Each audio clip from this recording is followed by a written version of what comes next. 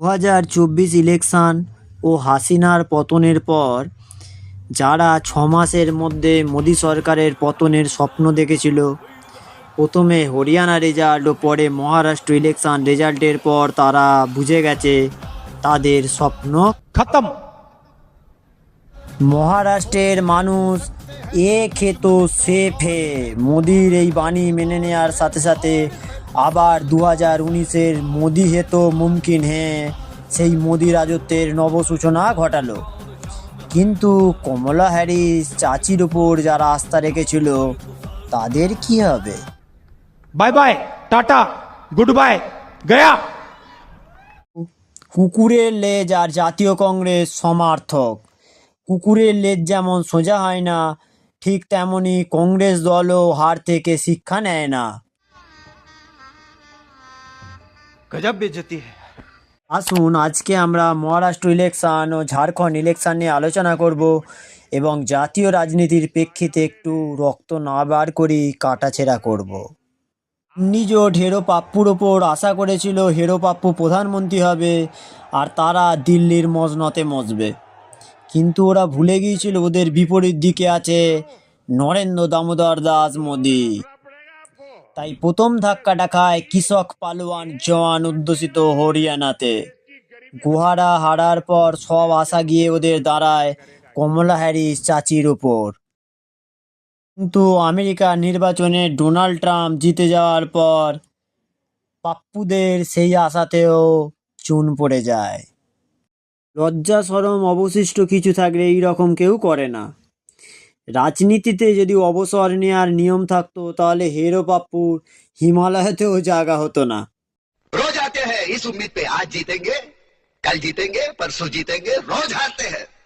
Hero পাপ্পুদের মোদির সরকার ফেলার অন্তিম তথা শেষ স্বপ্ন ছিল মহারাষ্ট্র ইলেকশন রেজাল্টের ওপর, যা মোদির এ খে তো সে ফে বাণীকে সুসংগঠিত করেন এবং হিন্দু মুসলিম পোলারাইজেশন অনেক বেশি সহজ হয়ে যায় বিজেপির কাছে। इसलिए मैं कहता हूं एक है तो सेफ है।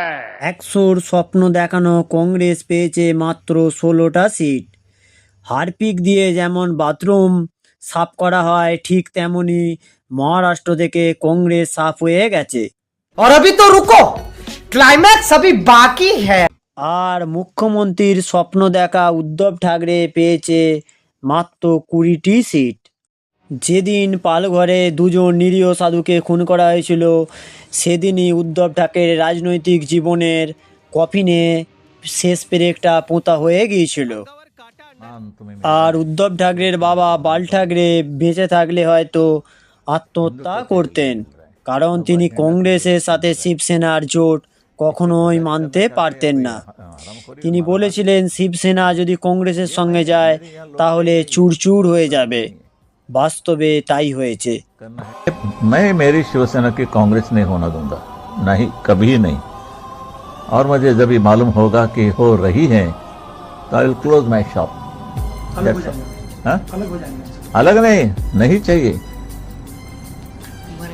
शिवसेना चुनाव नहीं लड़ेगी। जाओ, कहाँ जाएंगे लोग, कहाँ जाएंगे? আর অন্যদিকে তোমরা শারদ বাবার দাদুর বয়স শেষ করে দিলে, তার হয়তো এটি জীবনের শেষ ইলেকশন, কিন্তু দাদুর আর মুখ্যমন্ত্রী হওয়ার স্বপ্ন সত্যি হলো না। এই জন্যই বলে সৎসঙ্গে স্বর্গবাস, অসৎ সঙ্গে নরকবাস, প্রমাণ পেল শারদ দাদু। इस सज्जन को क्या तकलीफ है भाई? জো বাইডেনের মার্কিন যুক্তরাষ্ট্রের সহায়তায় মহারাষ্ট্রে 30টা লোকসভা সিট জিতে ইন্ডিজোট তথা হেরো পাপ্পু গান্ধীরা ভুলে গিয়েছিল মোদি হে তো মুমকিন হে। যখন মহাবিকাশ আঘাড়ি জোট লোকসভা সিটের ভিত্তিতে আত্মসন্তুষ্টিতে ভুগছিল, নিজেদের সম্ভাব্য মন্ত্রিসভার আসন নিয়ে লড়ালড়ি করছিল, ঠিক তখন আরএসএস সহ সমস্ত হিন্দু সংগঠনকে সঙ্গে নিয়ে বিজেপি ওবিসি ফার্মার অর্থাৎ কৃষক ও মহিলাদের বাড়ি ডোর টু ডোর ক্যাম্পেইন করছিল। এছাড়া রাজনৈতিক বিশেষজ্ঞদের মতে বিজেপি বিধায়ক নীতিশ রানে ও ওখানকার আরএসএস প্রচারক মহন্ত রামগিরি মহারাজ বেশ কিছু মুসলিম বিদ্বেষী ও সাম্প্রদায়িক মন্তব্য করেন, যাকে কেন্দ্র করে বিজেপির রাইট উইংস আসাউদ্দিন ওয়েসি, সাবোতার, মহারাষ্ট্র পার্টির এক্স এমপি ইমতিয়াজ জলিল ও বারিশ পাঠানের নেতৃত্বে মুম্বাই শহরে এক বিশাল র্যালি বের হয়, যাকে কেন্দ্র করে ছত্রপতি শিবাজির মহারাষ্ট্রের মানুষ রাষ্ট্রবাদ ও হিন্দুত্বে অনেক বেশি করে এককাট্টা হয়ে যান। বিজেপির নেতৃত্বাধীন মহাজোট ওবিসি, কৃষক সম্প্রদায়, মহিলা সম্প্রদায় এবং বেকার যুবকদের জন্য বেশ কিছু জনপ্রিয় স্কিম চালু করার কথা ঘোষণা করেন, যা ভোট বাক্সে দারুণ প্রভাব ফেলে। কিন্তু এবারে মহারাষ্ট্রের হিন্দুত্ব ফেল করে ঝাড়খণ্ডে।